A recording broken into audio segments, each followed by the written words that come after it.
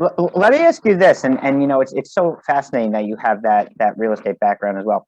When you go and you try to tie the parking crisis into some of these other issues, like you say, be they distribution centers, be they more efficient vehicles, more efficient routing, does that sort of help push back against some of the NIMBYism? Does that help sort of get some of those zoning changes that might be needed? Because obviously one of the issues with truck parking is that sort of, well, no, I don't want the trucks in my backyard.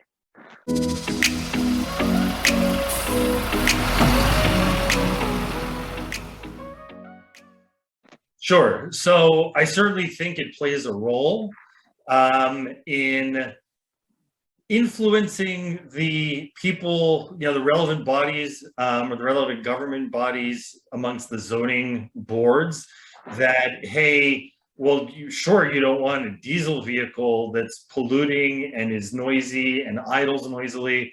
But if you have a hydrogen fuel cell vehicle, or if you have an EV that's nearly silent, in fact, they have to create audio decibels for safety reasons around EV vehicles because they don't really emit sounds.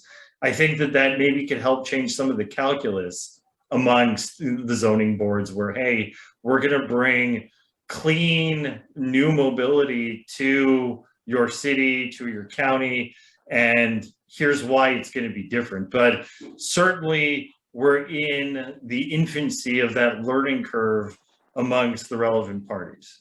Yeah, definitely. But I think that sort of when you present what you're doing, it's a new age type of truck stop, because I think, in them, especially in the cities, when these elected officials, when these zoning boards hear truck stop, we know what the image is.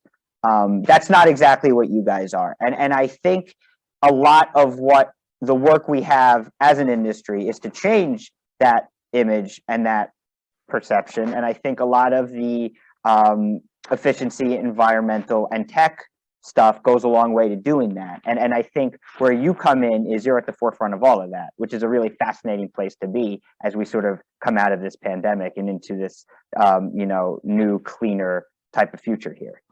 Certainly, and it is certainly a fascinating place to be, and it allows me to get exposed to a whole slew of new technologies, and I get to learn new things every day about how people are trying to solve this issue. And I don't think that we're the solution, by ourselves. Right. I think it's going to take an ecosystem, and that's really what we're trying to assemble, is an ecosystem of partners that can help solve this issue.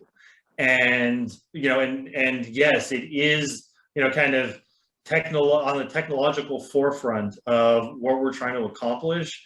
And I think that if people can learn about that, understand that, and realize that there's the CEO of BlackRock, I believe, said environmentalism in essence is capitalism, and I kind of intend to believe in that, meaning people are going to transition to these new fuels, and you're going to get buy-in from both the relevant government entities as well as the fleets when everything makes economic sense. Right? So just if I'm a fleet owner, if I'm a Class 8 fleet owner and I'm running ICE vehicles right now, and I'm managing thousands of parts, and I have to worry about, especially where fuel costs have gone here recently, that's a major pain point for me.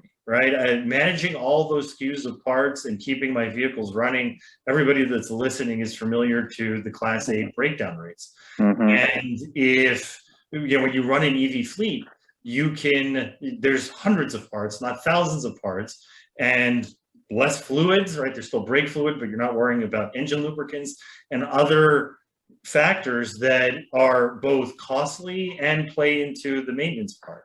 And then you'll save by and large 30% on your fuel costs if you do transition to EV. So again, there's strong reasoning behind it in trying to make that happen. So what you're getting is the transition to more environmentally friendly and sound efficient, non-polluting, and everything that would go into changing the calculus of a zoning board also makes business sense, in my opinion, Mhm. to the fleet owner, because you're going to literally save thousands on your upkeep expense and on your fuel. Yeah, absolutely. And I think that is something where there's been that disconnect between industry and, if you want to call it, legislative slash regulatory bodies, in that it's the totality of the cost.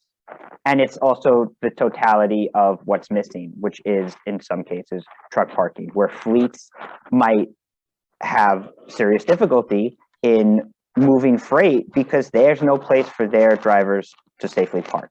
And if this is all tied in together, now all of a sudden they're starting to see some real incentives and some real cost savings. And to your point, it's not even it's just straight business, and it's straight business sense to go ahead and get this stuff done. Yeah, and then there's things that you could look at, that further delve into the savings aspect of it, right? So if we're looking at, can I create a virtual model of my vehicle, right? And utilize data analytics for route optimization, and then maybe get, with our hub model, if you can kind of coalesce resources at a specific location, right? So, the vehicle, it doesn't have to remain there necessarily idly. Maybe you can put it out again in a second shift and start thinking about, other smarter, data-driven ways to be able to, route optimize and asset optimize, so that, and when you're looking at battery capacity and duty cycles and everything that surrounds that, you get into a situation where you're going to recognize further economies of scale and efficiencies from moving into these newer types of fleets. The fleets that you are partnered with are, for the most part, more of these forward-thinking, forward-looking type fleets, right? Do they? So I guess what I'm getting at is, do they sort of open their information up to you and say, hey, we're tracking this, we're monitoring this, we can tell you this is where our savings are, or it's just a little too early in that process? No, I'd say that there's a lot of transparency between us and our clients. And, we work with national clients. We also do some work with some regional ones as well. And they're certainly sharing the data. And they are certainly being collaborative with us to be able to, I don't have all the answers, they don't have all the answers, but I think that together we can delve into those. So, and this is new territory for everybody.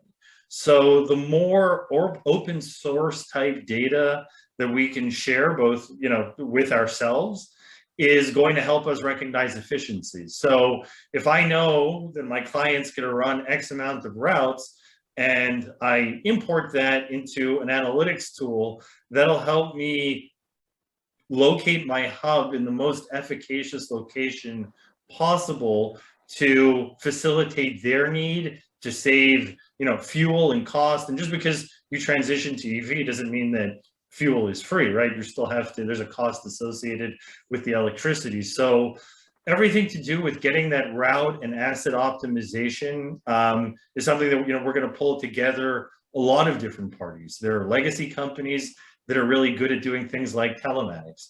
And there are new companies that have emerged that are really good at doing things like statistical regressions on raw data sets to really find out where those efficiencies emerge. Absolutely. How many of your facilities right now are equipped for EV charging? So about 10% right now. Which is pretty good. I mean, given everything, that's pretty good. And I appreciate that. We certainly have a lot of work to do there. The reason it's at 10% is because we're seeing supply chain issues that are slowing the transition, meaning there's a willingness among at least my customer base to electrify their fleets. They want to, they've made public commitments to doing it. And it's a supply chain issue in terms of the sourcing of vehicles. And, that goes all the way down and up the supply chain. And what about hydrogen? Do you have hydrogen fueling, or you just sort of service vehicles that run hydrogen? So we service vehicles that are doing, we have CNG refueling ops Mhm. on our sites right now. Hydrogen, there just hasn't been a customer demand yet.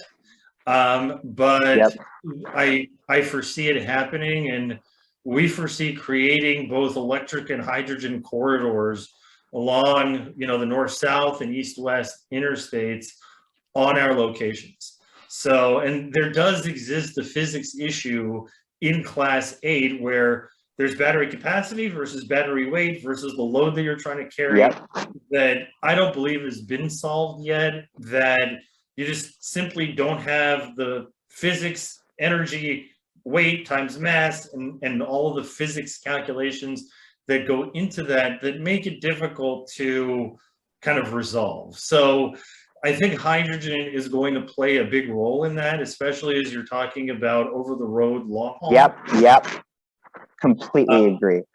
And we'd like to facilitate that.